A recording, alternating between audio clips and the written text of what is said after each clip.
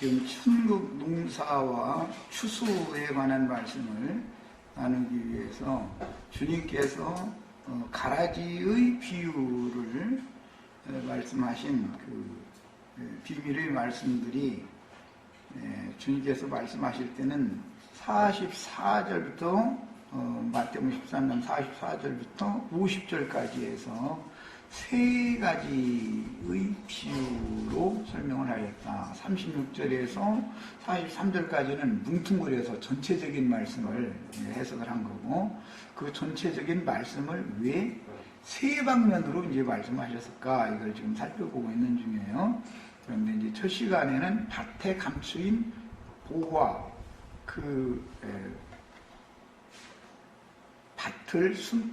밭에 감추인 보화를 숨겨놔두고 돌아가셔서 자기 모든 것을 다 팔아가지고 그 보화가 감추인 밭을 샀다. 이 밭은 예수님의 핏값으로 산 토기장의 밭이 된 것이고, 이것을 교회라고 그런다. 여기까지 첫 시간은 중점을 잡아서 말씀을 나눴었어요. 그리고 예수님도 매매하는 권세를 받아가지고 오셨고, 제자들에게 매매하는 권세를 위임하는 것이고, 오늘 우리 지체들에게 나는 첫 시간에 기왕이면은 장사를 하려면 미천이 두둑해야 되니까 5달란트를 다 받는 사람들이 되셔서, 또 5달란트 일을 남기면 10달란트를 이제 하나님께 이렇게 바칠 수 있는 그런 사람들이 다 되셔야 되겠어요. 두 번째 단락에는 천국 비유를 말씀하실 때 좋은 진주를 구하는 장사꾼으로 비유를 지금 해석을 해주고 있는데, 진주는 바다의 조개를 통해서 생산이 되는 것이다 라는 걸 생각해 보시면, 같은 세상이요 했던 말씀이나 진주가 나오는 그 바다의 조개라고 하는 것을 잘 염두에 지금 두셔야 되겠어요. 이 진주라는 말은 히브리어로는 베델리엄이라고 그러는데, 창세기 3장에 나오는 말이죠. 에덴 동산에서 중앙에서 발원하여 흐르는 생수의 강이 흘러갈 때 동산을 적시고 땅의 사방으로 흘러가는데, 베델리엄이 나오는 그 땅으로도 흘러갔다, 이렇게 했어요. 생수가 산 골에서 흐르기 시작해가지고 내를 이루고 강을 이루고 바다로 흘러가는 이 우주 만물의 그 이치는 에덴 동산 중앙에서 발원한 원천의 그 성령께서, 주의 성령께서 예루살렘과 유대와 사마리아와 땅끝까지 이 복음이 전파되는 것을 상징하는 것이다 라는 것을 알 수가 있는 것이고, 결과적으로는 바다에 흘러 들어간다라는 말은 온 세상의 땅끝까지 모든 민족에게 주님이 증거하신 천국 복음이 전파되면 그제는 끝이 온다라는 말씀과 연결이 되는 것이다 라는 것을 이해를 할 수가 있어요. 이렇게 이해를 하셔야 또 되는 거예요. 뒤에 광야에서 하늘에서 하나님께서 매일 만나를 내려주셨는데, 그 만나의 모양이 진주와 같았다 이렇게 되어 있죠. 인수기에 보면 만나 모양이 진주와 같은 모양이었어요. 이 말씀을 예수님이 염두에 두고, 구약 말씀을 염두에 두고, 구약시대 사람들은 하나님께로부터 받은 지혜가 진주보다도 더 귀한 것이다 라는 비유 말씀이 자면서 전도서에 여러 번 나옵니다. 그러니까 즉 세상 나라의 보화인 진주는 하나님의 지혜와 비교가 된다라는 걸 알 수가 있고, 이런 모든 말씀을 예수님이 염두에 두고 있었기 때문에 마태복음 5, 6, 7장 말씀을 선포하신 다음에 그 왕국의 헌법이다. 그런데 왕국 헌법을 공포하신 다음에 거룩한 것을 개에게 주지 말고 진주를 돼지에게 주지 말아라, 이렇게 진주를 돼지에게 주는 것으로 말씀을 하셨죠.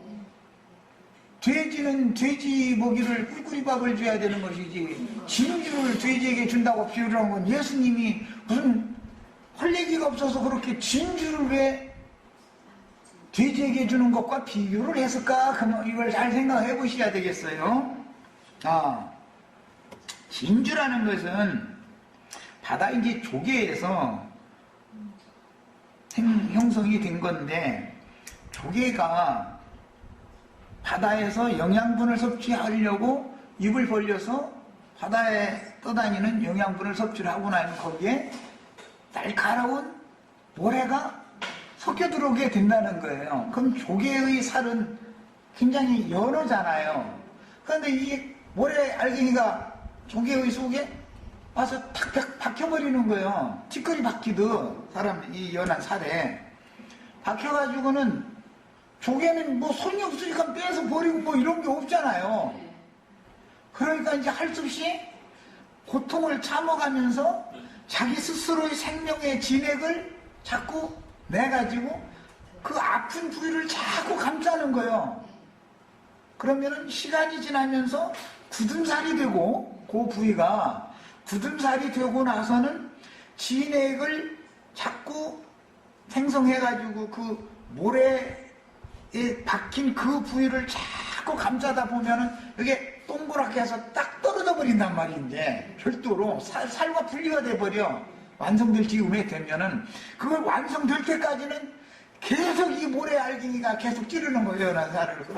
그러니까 아플 때마다 모든 그 조개의 모든 생명의, 즉 이제 생명의 진액을 그걸 막 뿜어내가지고 그걸 또 감싸고 이게 계속 하는데 상징이다. 첫 번째 비유는 영이 거듭나는 것과 관련시켜 말씀을 하신 것이고, 지금 두 번째 비유의 말씀은 혼의 구원을 이루는 과정을 지금 염두에 두시는 말씀이기 때문에 세상에 남겨진 이 보화는 진주가 되어져서 추수가 될 거란 말이에요. 진주를 구하는 그 장사꾼에게 팔려갈 거란 말이에요, 말하자면. 그런데 이 진주는 계시록 21장의 최후로 거룩한 성 새 예루살렘의 12문이 다 진주로 돼 있죠. 진주. 우리 형제 자매님들은 이제 진주문이 되는 이상을 다 받은, 이제 오늘 다 이런 계시를 받아가지고 가셔야 되겠어요. 그 밭의 감춘 보화를 사신 목적은 그 보화라는 것을 최종적으로는 진주로 만들어가지고 걷어가겠다, 그 말이겠죠? 이 진주는 사람의 청량, 천사의 청량이다. 그래서 천국문의 문지기들이다 이거예요. 금갈대를 다 가진 자들인데, 금갈대를 허공에서 이렇게 쭉 떨어뜨려서 주는 게 아니라 모래알갱이가 박혀가지고 빠져나가지도 않고서 계속 고통을 줄 때, 그렇다고 해서 굶고는 살 수 없잖아. 바닷속에서 떠돌아다니는 모든 영양분을 묻혀서 흘러내리는 영양분, 이것이 제일 많은 데가 밀물과 썰물이 만나는 곳이잖아요. 그 지역에서 입을 딱딱 벌려야 뭐 영양분을 얻어먹고 살겠는데, 입을 딱딱 벌리다 보면 기왕 백힌 놈도 있어가지고서 아파 죽겠는데, 먹으려고 입만 벌리면 꼭 가시가 하나씩 주워.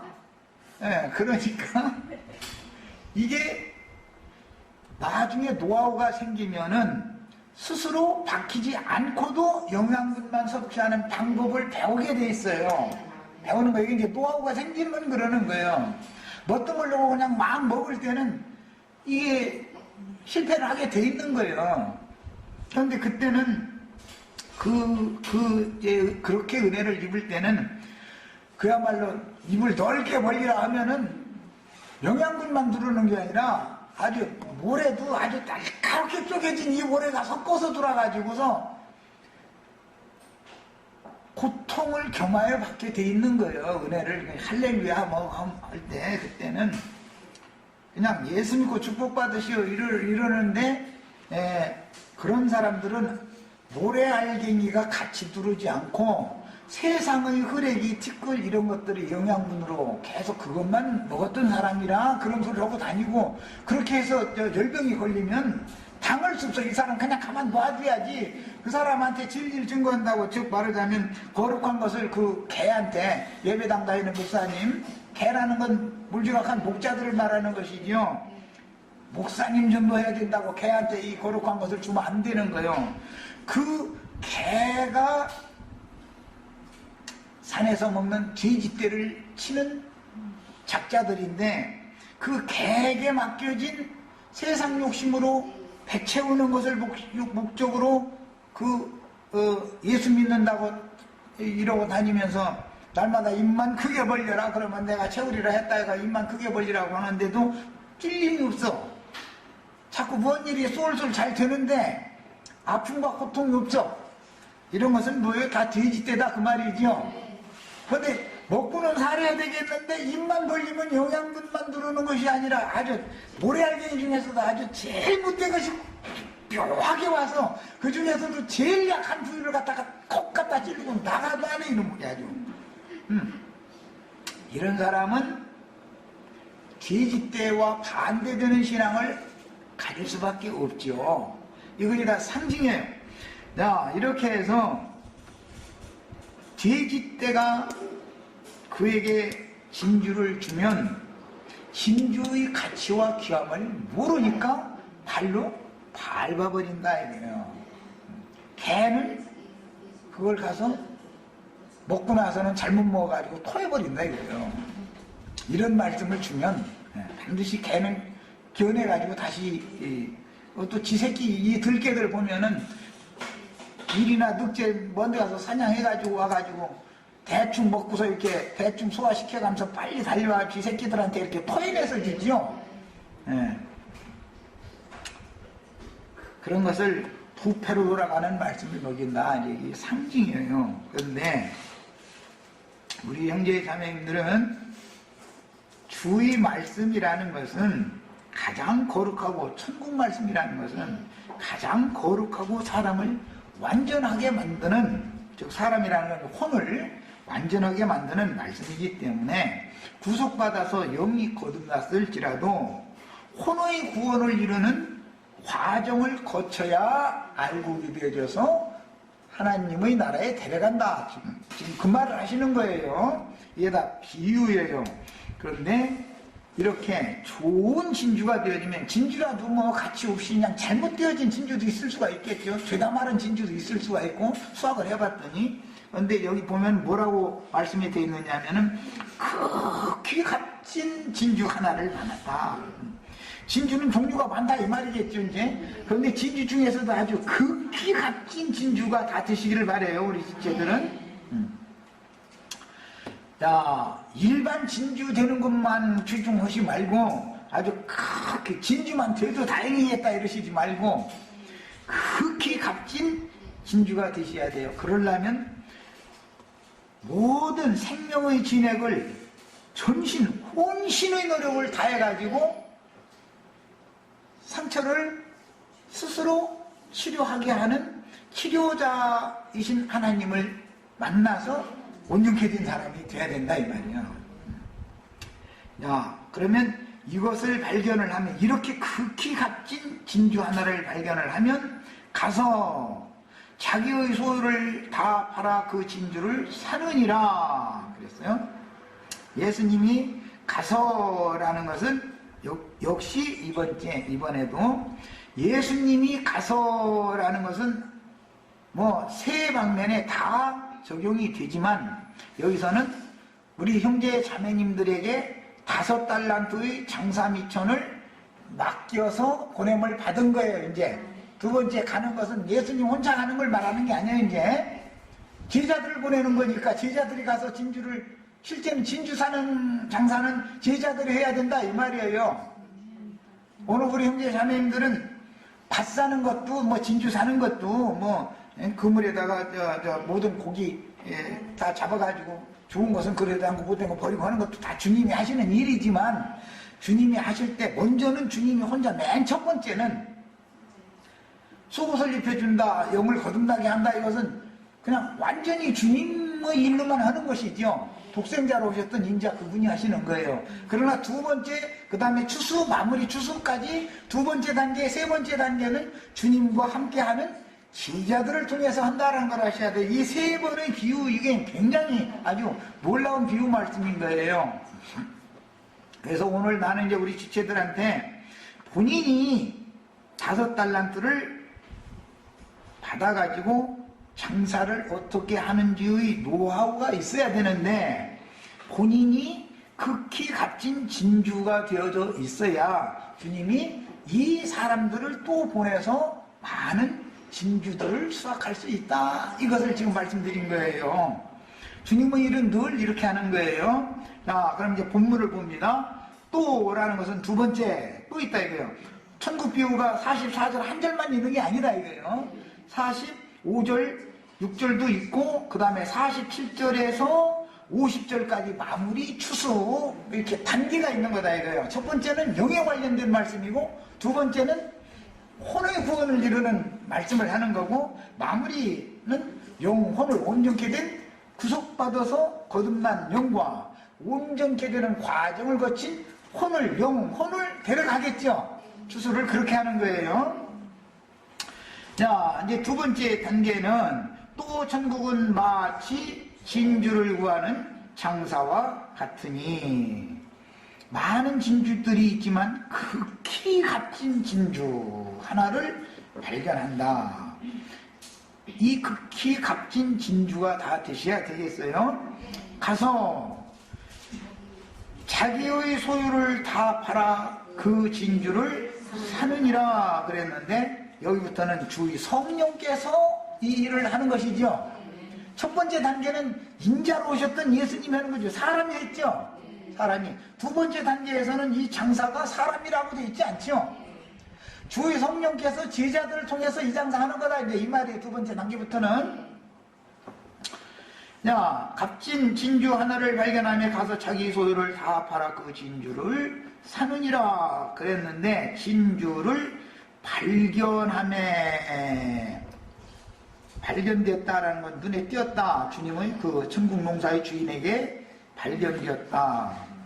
그런데 극히 값진 진주는 천국의 문이요 문지기들이 되므로, 최종적으로는 그런 거예요. 천국의 문이 되고 문지기들이 되므로, 천국의 문이 예수님이고 또 최초의 문지기는 예수님이었죠.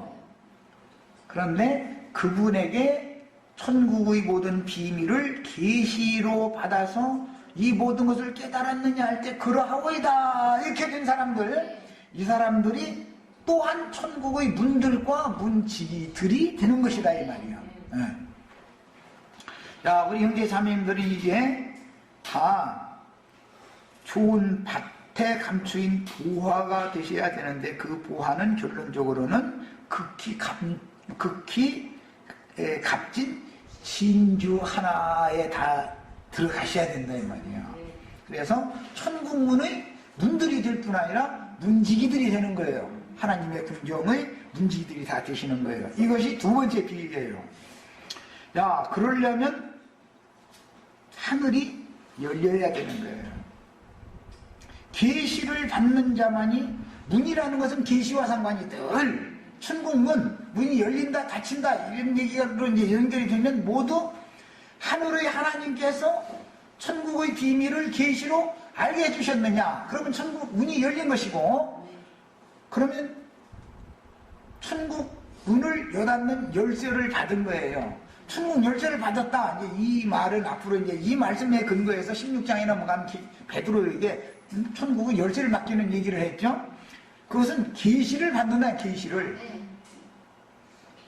우리 형제 자매님들도, 형제 자매님들이 주님께서 먼저 문을 열어서 보여주시고 들려주시고 부르신 천국 문과 문지기는 주님이었지만, 주님께서 똑같은 주님이 하신 그 사명을 형제 자매님들이 오늘 받으러 오신 거예요.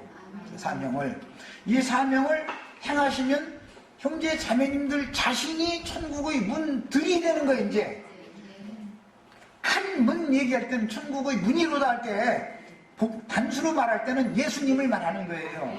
그러나 성령의 보내심을 받은 제자들은 문들이 되는 거죠. 이와 같이 되셔야 되겠어요? 우리들이 오늘 주님의 좋은 극히 값진 진주로 발견되어주셔서 주님의 소유로 주님의 사신바가 되시면 주님이 가신 길을 똑같이 갈 수밖에 없어요. 갈 수밖에 없어요. 주님이 앞서 천국문을 열어주시고 천국으로 본인이 열어줬던 그 천국으로 너희도 나와 같이 가자 해서 그 천국문을 열어주시고 주님이 앞서서 천국문을 통과해서 아버지께로 가셨죠. 하나님의 나라로 들어가셨어요. 그 주님이 가신 똑같은 그 길과 그 문을 통과해서 하나님의 나라 천국, 그 다음에 천국 곳간으로 상징되어지는 이곳에 들어가서 영생을 누리게 되려면 많은 수가 차야 되기 때문에 많은 종들이 반드시 보냄을 받아야 되는 것이다. 예수님 혼자 하신다라고만 그건 종교적인 말이 될 수 있죠. 주님이 다 하셨다, 주님이 다 하셨다. 물론 주님이 다 하시는 거예요. 그런데 사람이 할 수 있는 게 아니니까 주님께서 그 종들을 이렇게 천국 말씀의 비밀 말씀을 증거를 하니까 하여튼 뭐 13장 그냥 있다 보니까 뭐 그냥 주님 이 정도 비유 말씀 해서 되겠구만 이랬는데 알고 보니까 이게 오늘 나에게 주님께서 행하셨던 그 사명을 맡기시는 말씀이네. 이렇게 이게 딱 깨달아지고 이것이 믿음으로 받아들여져야 이제는 생명을 내놓고 그게 가장 값진 진주지요. 목숨을 내놓고 사명을 이제 행하는 거야. 문을 열어서 사람들을 천국으로 제가 안내를 해야 되니까. 그런데 추수 때가 됐는데 개나 거리나 세상 말로 어중이 뚜중이 다 왔다 이거예요. 바다에 그물 치고 이제 몰아서 고기를 잡아봤더니 별 오사리 잡것들이 있고 그냥 다 함께 잡혀버린 거예요. 그러면 거기에서 골라서 천국에 들여보내려면 금갈대를 가지고 청량을 해야 되겠죠. 그 금갈대 권세를 맡아야 되겠죠. 이 금갈대 청량 권세가 오는 세상에서는 철장 권세가 되는 거예요. 교회 시대의 끝에 알곡과 쭉정이 구분하고 그 다음에 가라지와 곡식을 구분하고 하는 이런 지팡이와 같은 갈대 또는 최후로는 알곡과 가라지 이것을 구분을 하는 것은 금갈대란 말이야. 이런 권위를 다 행할 수 있는 권위가 오늘 우리 형제 자매님들이 것이 되어져야 되겠어요. 이게 우리 인생의 목적이에요. 이것이 결국 주님 자신과 주님의 이름과 그 나라를 위하여 박해를 받고 충성된 종으로 천국 농사를 하는 일에 쓰여서 순교자가 되면은 상을 받되 큰 상을 받는다. 큰 상을 기왕이면은 10국을 다스리는 권세를 받아야 된다. 오는 세상에서 다스리는 것은 철장 권세로 다스리는 걸 말하는 거예요. 이게 하나님의 경륜이에요. 그러니 성경을 깨닫고 성경을 통해서 말씀을 통해서 천국 농사를 하는 건데 말씀 전파를 통해서 천국 농사를 하는 건데 천국 농사를 하는 사역에 쓰임을 받은 장사꾼들이 다 되시려면 뭘 해야 돼요? 계시를 받아야 된다. 계시를 하나님의 마음에 감춰는 천국의 비밀을 아는 것이 너희에게는 허락되었으나 하고 허락을 받은 사람만 계시를 받는 거다 이 말이에요. 그래야 주님 나라를 위해서 생명을 바쳐서 이 사명을 감당할 수가 있어요. 이제 여기에서 아주 중요한 문제가 이제 대두가 되는데 마태복음 20장에 보면은 포도원 뿜뿜 들여보내는 말씀이 나오죠. 그 포도원 품꾼 이야기는 이것은 다 더듬으려면 굉장히 말이 많다 보니 많아져야 되기 때문에 어렵고 제일 쉬운 것은 아합 왕 때에 좋은 조상 대대로 물려받은 포도원 상속자가 누구였죠? 나봇의 포도원이라고 그래요. 나봇. 예. 그래요.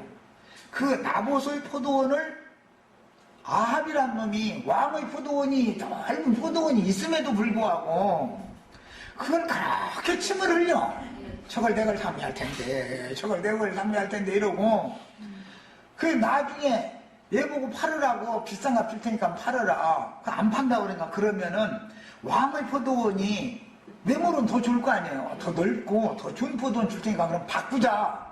그럼 사람을 대신을 또 보내. 근데 우리 조상한테 물려받은 것을 내 맘대로 바꿀 수는 없다. 나는 이걸 왕이 돈 줄 테니까 팔으라 해도 필요 없대지. 그러면 내 포도원으로 바꾸제도 필요 없대지. 그냥 대신들이 와서 그 나봇이라는 그 사람은 왕의 말을 안 듣는 애예요, 걔는. 그러니까 이제 왕이 얼마나 이거한테 고심이 되든지 밥도 안 먹고 이제 시금을 전폐하고 끙끙 앓아. 악신이 붙어서 그러겠죠? 그러니까는 왕후가 가만히 보니까 부인이 자기 남편 왜 그런지 그 속을 왜 모르겠어. 왕이요, 걱정하시지 말라고. 내가 다 되게 하는 수가 있으니까 내가 다 되게 해줄 테니까 걱정하시지 말라고 하더니 장로들 다 불러가지고 왕을 저주하는 말을 하는 소리를 들었다. 소문을 내게 만들죠? 그래가지고 나 지금 왕을 저주하는 말을 했다는 소문 지금 퍼져나갈 수밖에 없는 말만 나 자꾸 하는 중인데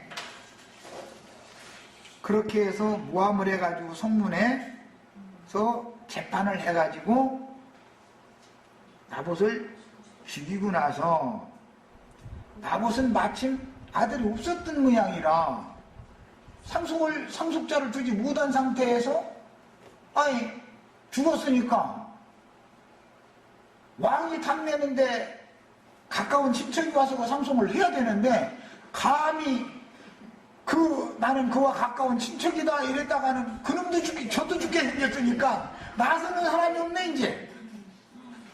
나는 그 가까운 친척이다 라고 나서는 사람이 없어. 그럼 무슨 뜻이에요? 나봇을 죽이니까 포도원 상속자인 예수님을 죽이니까 제자들도 다 뿔뿔이 흩어져 도망가 버렸다 그 말이에요. 난 그와 친구다, 그와 가까운 자다, 우리가 그 포도원 상속자다 이랬다가는 우리도 죽으니까 도망가자고 그냥 도망가 버린 거예요. 나서는 나오는 사람이 없어. 상속할 사람이 없어. 그러니까 임자 없는 땅이구만. 그러면 율법에 왕한테 돌아가고 대제사장한테 돌아가도록 정해져 있죠. 그러니까 법에 따라서 법적으로 해가지고 왕의 것으로 딱 등록을 해버렸다 이거예요. 이렇게 했어요. 그래서 포도원 품꾼 얘기 끝나서 포도원에 품꾼을 부지런히 보냈는데 오는 대로 박해하고 다 죽이고 마지막에 아들 보냈더니 저는 상속자니까 저를 죽이고 그 포도원을 우리가 차지하자 하는 말씀을 예수님이 이 말씀을 이렇게 연결을 했었던 거예요.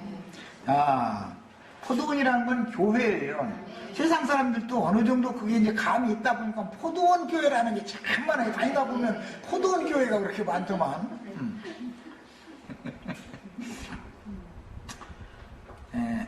포도원 교회는 유대인들은 무화과나무 교회인데 우리는 이제 포도나무 교회예요. 그러면 유대인이나 이방인이나 서로 초대를 해서 포도원 교회로도 오고 무화과나무 교회로도 가고 서로가 오고 가고 교통이 돼야죠. 그런데 교통이 안 되는 것은 다 이미 있던 예수님을 죽이고 사도들을 죽인 자들, 포도원을 뺏는 자들은 우리 무화과 과원은 이미 우리 것이고 포도원을 뺏어서 내 것으로 보태자 그 말이지 그냥 이게 다 주님 거니까 우리 서로 상통하자 이 말이 아니죠. 이게 문제다 이거예요. 이게 나는 정말로 이 말씀을 진리라고 믿으면 적극적으로 호응을 해서 이 말씀이 전파되기 위해서 나의 모든 것을 헌신할 그런 영과 그런 마음이 있다면 당신들의 예배당에 우리를 초대를 해라요. 우리는 기꺼이 가겠다 이거예요. 당신들이 다른 거 잘못 가르치는 것도 우린 다 알고 있다 이거예요. 뭘 잘못 가르친다는 것도. 그래도 가볍다 이거예요. 왜? 교제를 해야 되니까. 예. 무화과나무 교회가 지금 세상 교회는 다 무화과나무 교회죠. 자칭 유대인들이라 하는 사탄의 매물이니까 뻔히 알아요. 그래서 나는 뭐 전에 김현수 형제 무리가 오라고만 해달라고 이거야. 그럼 가겠다 이거야. 그럼 그 대신 우리가 한 번 가지면 너희도 한 번 와라.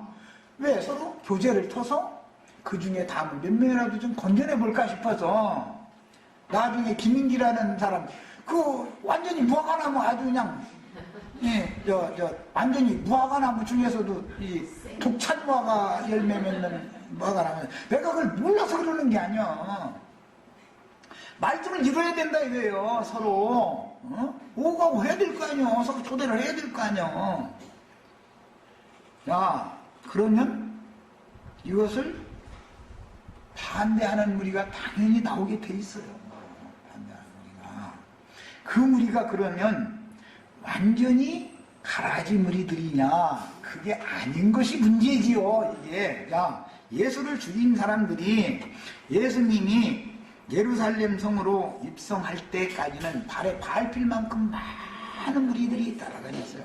예루살렘 성에 입성할 때 백성들이 호산나 다윗의 자손이여 가면서 주님을 환영하고 영접했어요. 다 주님을 믿은 사람들이에요. 주님의 백성들이었어요. 그런데 주님을 실제로 죽이는 입장에 가서 하니까는 대제사장들과 랍비들이 공의회 의원들이 백성들을 충동질 해가지고 전에는 그 백성들이 미워 죽겠는 거예요. 왜? 저희 말을 듣다가 잘 듣고 따라오더니 자기네들이 종로로서 이제는 않고 예수라는 사람이 하는 말을 하나님 보낸 종 선지자의 말이다라고 그 말을 들으니까 시기가 나서 그나야도 참 힘들어 죽겠는데 사실은 죽이게 된 원인은 주님을 믿은 사람들 때문에 이미 자기네들 편에 있는 사람들이야 뭐 어차피 저희 열매인데 가지고 뭐 그런데 이게 포도나무이신 주님께 가서 이게 열매로 이게 달라붙으니까 어떻게든지 해서 여기서 갈기를 해가지고 저희 여기다가 붙여서 저희 걸 삼아야 되겠기 때문에 예수를 죽이게 되는 거예요. 그 때문에 이런 일은 반드시 교회 안에서 일어나는 것이다. 이걸 아셔야 돼요. 내가 무슨 바보라 어떤 사람들과 목사들도 좋다 이거예요. 나는 심지어 신부님이라도 좋아. 신부님이라도 오라고 하면 난 성당에 오라고 하면 갈 거예요. 나는 오라고 하면 가는 거예요. 그 대신 조건이 있어. 내가 한번 가는 대신 네가 한번 와라. 개인교통을 먼저 하고 나서 그 다음에 너희 이거 우리와 함께 모이는 무리를 초대하면 난 가지겠다. 이거 무리 전체를 데리고 그 대신 너도 한 번은 우리 모임에 와야 된다. 1대1로 하자. 예수님도 그런 거예요. 사실은. 그러면은 주님을 따르던 발에 밟힐 만큼 많이 따라다니던 백성들이 등진다 이거예요.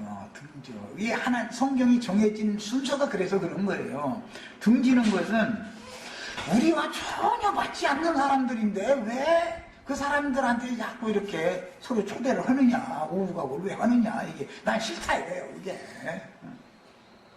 하나님은 유대인이라고 다 버리는 게 아니에요. 그 중에도 자기 백성이 있는 거예요.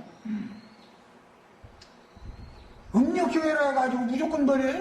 거기에도 하나님의 백성이 있기 때문에 그들 중에 있는 주님의 백성들을 불러내기 위해서는 먼저 서로 초대하고 연락하고 상합하고 서로가 초대를 하는 거예요. 이렇게 무화과나무 아래로도 초대받고 포도나무 아래로도 초대받고 이렇게 하는 거예요.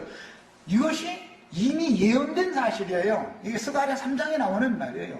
이것을 실행을 반드시 해야 된다. 이거 우리는 성경이 그러니까 이것을. 근데 이렇게 하면은 포도나무하고 무화과나무하고는 격이 다르지 않냐고 말이야. 그거는 무화과나무들이 포도나무 따다가 무화과나무 열매가 덧붙이려고 하는 거나 포도나무가 무화과나무 열매 따다가 포도나무 하나 되게 해서 하려고 하는 거나 안 될 것 같으죠. 이것은 생명이 다르기 때문에 안 되는 것 같아요. 사람이 보면 그러나 하나님은 유대인이든 이방인이든 다 하나님의 백성 아브라함의 자손이 되게 할 수가 있어요. 얼마든지. 이것을 우리는 믿어야 된다 이거예요. 우리는 하나님이 하시는 장사라는 이 원리를 알아야 돼. 장사를 어떻게 하는지를 알아야 돼. 그 사자를 잡으려는데, 호랭이를 잡으려는데, 호랭이 굴을 근처에는 안 가려고 그러고, 한번 호랭이 물리면 죽어. 그러고서는 저희끼리만 앉아서 그물로 잡을 것이냐, 불질러 잡을 것이냐, 한 사람은 그물로 하자, 한 사람은 불질러 잡자, 한 사람은 뭐 비 오는 날 가자, 한 사람은 날 추운 날 가자, 한 사람은 어두울 때 가자, 한 사람은 밝을 때 가자. 날마다 저희끼리 앉아서 토론만 하다가 알지만 북한은 우리나라 연평도에다 대포 쏘고 앉았는데 그 이명박이라는 놈, 이명박 씨지. 그분 정권자 갔을 때 군복들 다 갖춰 입고 나서는 청와대 지하본부에 들어가서 계속 대포 다 쏠 때까지 회의만 하고 있는 거예요. 이러고 있어. 그러면 해결이 돼요? 그런 보고가 들으면 즉각 응사해라. 우리나라 군이 무서운 걸 한번 보여줘라. 비행기 축봉시키고 막 다 해서 그냥 퍼 부숴버려야 되는 거예요. 그래 대통령이지. 나라를 아니 저기 우리나라를 지금 전쟁을 걸어서 대포를 쏘아가면서 전쟁을 걸고 있는데 청와대 지하벙커에 들어가서 이러고서는 회의만 하고 앉았어? 나는 세상사에 비우지만 나는 그런 짓을 하는 사람들 보면은 야 어쩌다 우리나라가 이 지경까지 됐을까? 난 그 생각을 했었어요 그때 사실은. 사람을 하나 지도자를 잘못 세워놓으면 나라가 그렇게 무너져 버리는 거예요. 그걸 가만 봐도 그러고 나서 나중에 막 좋게 하자 말자 했으니까 좋게 하자고 손 내밀으면 왜 이래 뭐 김광장가 뭐 박광장가 누구 금강산 뭐 여행 갔다가 그거 뭐 모래장물 선 조금 넘어서 뭐 빼빼짝 걸어가는가 본데 당신 말이요 월경했으니까 서라 그러니까는 이 사람 북한에서 그 북쪽 초소에서 스피커 소리가 막 확성기 소리가 나 당신 도망가지 말고 시절에 서라 하면 섰어야 되는 것이거든.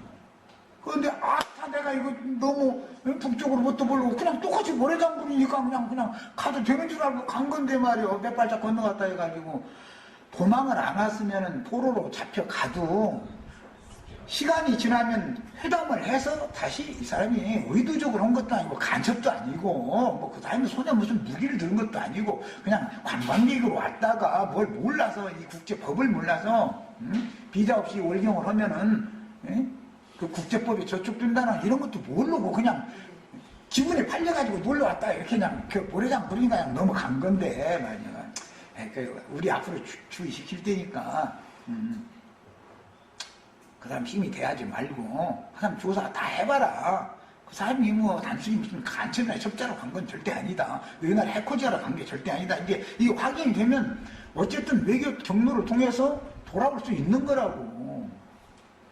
그런데 고생은 좀 해야죠. 당연히 그 나라 그 나라 안전보위군과 어디 끌려가서 그거 다 조사는 당연히 해야 되겠죠. 그 사람들은 벌써 월경을 해서 넘어오면 간첩이다 아니면 우리나라 이해를 하기 위해서 왔다라고 다 판단하기 마련이니까 우리나라 실제로 넘어오면 이건 간첩 아니면 어쨌든 우리나라를 해코지하기 위해 온 어떤 사람일 수 있잖아. 첩자로서 이렇게 지형은 어떤가 이런 거 다 보고 가서 우리나라 그쪽에 가면 이게 어디에 빵카가 어떻게 있고 뭐 조선은 어디에 몇 개가 있고 병사들의 상황은 어떻고 이런 거 조사하러 간 사람일 수도 있기 때문에 그래서 우리나라에 한 발짝만 넘어서도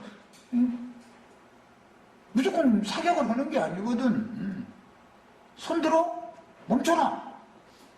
그리고 이제 가서 손 내리지 말라고 가서 우리나라 땅이니까 우리나라 군인이 가서 그 사람 무장 있으면 무장 해제시키고 허리 이렇게 불게 만들고 바지 딱 벗기고 팬티만 입히고 해가지고 어디 도망가도 못하게 이제 군대 가면 이제 그런 교육을 받는 거예요. 당연히 그렇게 해서 끌고 와서 우리나라 그 방첩대에다가 헌병대에다 넘겨줘야 되는 거예요. 그러면 다 거기서 조사할 거 아니야.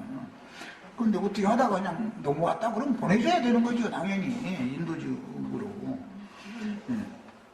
이런 거 어떻게 하다가 이제 군사작전 얘기까지 갔는데 이게 뭐냐 장사 미천을 받으면 장사하는 방법을 알아야 된다 이거예요.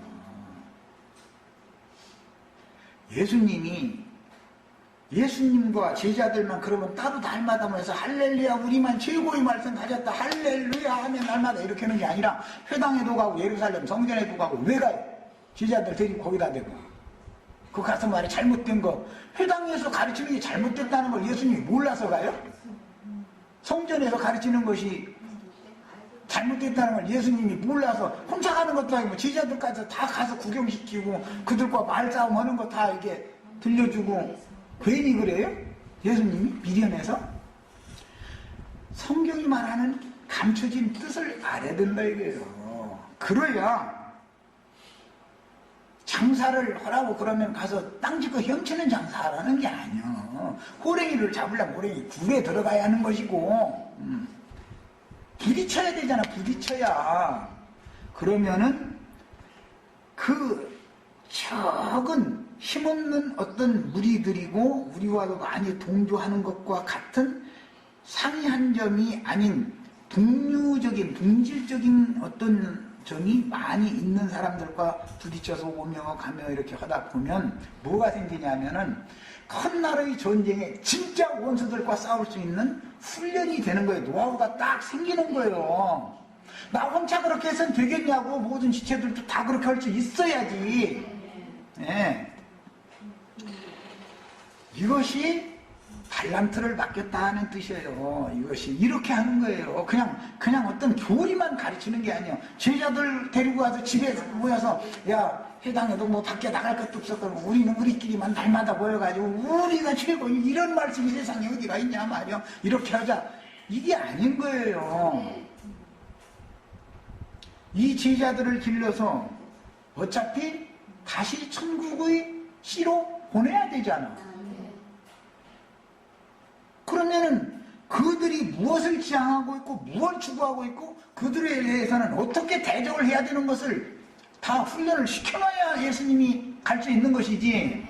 제자들도 세워놓지 못한 상태에서 예수님이 가버리면 천국이 세상 나라가 주님의 나라가 될 수가 있겠냐 이 말이요. 우리는 하나님이 하시는 행사를 이게 다 사람이 못 깨달아서 그렇지 하나님의 말씀을 다 알아야 돼. 그래서 모든 성경의 내용을 정확하게 알아야 주께서 보낸 종 선지자들이 증거하고 가르치는 말씀에 따라서 인도도 받아야 되고 훈련도 받아야 된다 이거예요. 아브라함의 집이라는 것은 그냥 좋게 먹여주고 입혀주고 막 아브라함 집에서 날마다 할렐루야 아멘이고 막 저 소돔성 저 사람들을 우리하고는 다르다 말이야. 우리는 아브라함을 축복하니까 우리도 축복받는다 이러고 박수치고 할렐루야 아멘하고 그러고 있으라는 게 아니에요. 거기서 아브라함 집에서는 반드시 훈련을 시키게 됐어요. 왜? 큰 나라의 전쟁을 대비하는 거예요. 소돔성 사람들은 그런 게 없었기 때문에 그둘라오메르 군대에게 다 사로잡혀 가잖아요. 그런데 그들을 가서 되찾아오는 건 아브라함 집에서 길리고 연습 훈련되어진 자들이 가서 되찾아 온 거예요. 야, 이 되찾아온 이야기까지 이제 지금 두 번째 시간 말씀 마치려고 여기까지 했는데 오늘 우리가 읽은 계시록 13장 10절에 보면 사로잡는 자는 반드시 사로잡힐 것이요 사로잡는 자는 큰 음녀 교회의 일곱 머리들이지요. 영혼들을 사로잡아가잖아요. 다 그게 주님의 피로 사신 영혼들이지요. 주님의 것들이 있죠. 그런데 다른 교훈을 가르쳐서 자기를 따르게 해가지고 큰 성 바벨론으로 다 끌고 가서 사로잡아 가버리는 거예요. 큰 성 바벨론 교회가 된 거예요. 세속 교회가 이게로 잡아가는 거예요. 그런데 그 잡아가는 놈들은 음녀 일곱 머리들은 반드시 주님에 의해서 다시 사로잡혀가지고 주님은 자기들과 동류로 생각하고 있었던 바다에서 올라온 짐승을 열 뿔들의 손에 넘겨줘 버리는데 그러면은 풀무불에 던져진다. 열 뿔들에 의해서 기독교계가 대대적인 박해를 받는 것이 최종적인 주님의 오십니다. 세상 교회에 주님이 그렇게 오시는 거예요. 대대적인 기독교 세상 권세자들이 용의 뿔들이 일곱 머리들에게 사로잡혀간 음료를 벌거벗기고 불사르고 그 음료의 일곱 머리들을 풀무불에 집어넣어 가지고 7개나 뜨거운 풀무불 뜨거운 맛을 보게 만드는 때가 반드시 와요. 이것을 믿으셔야 돼. 이것을 추수때기 때문에 쉴때가 되면 그래요. 야, 그 영혼들이 육체로 그렇게 죽임을 당하면서 자신들의 종교심 때문에 할렐루야 우리는 순교당한다라고 죽었는데 육신의 몸이 죽은 다음에 그리스도의 재판대에 서서 사람이 한 번 죽는 것은 정하시며 그 후에는 심판이 있어요. 영혼을 심판을 할 때 그가 생전 세상에 살아서 주님의 피로 사신 영혼들을 사로잡아다가 바벨론에게 굴복시켜서 종살이 시킨 그 죄에 대해서 반드시 책임 추궁을 하신다 이래요. 그래서 그들을 둘째 사망, 다시는 그 영혼이 힘이 없는 꺼지지 않는 영원한 불못에 던져 넣는 거예요. 그건 영원 심판이에요. 풀무불에 들어가는 것은 용의 뿔들에게 참 세상 말로 너무 악한 꼴 당해가면서 죽는 거예요. 이런 단계를 거쳐서 가라지들은 가라지 추수를 하는 것입니다. 하나님의 전능성이다. 이것을 꼭 믿으시고 깨달으시길 바랍니다. 여기까지 하고 두 번째 단락까지 마치고 이제 나머지 세 번째 마지막 추수 이야기는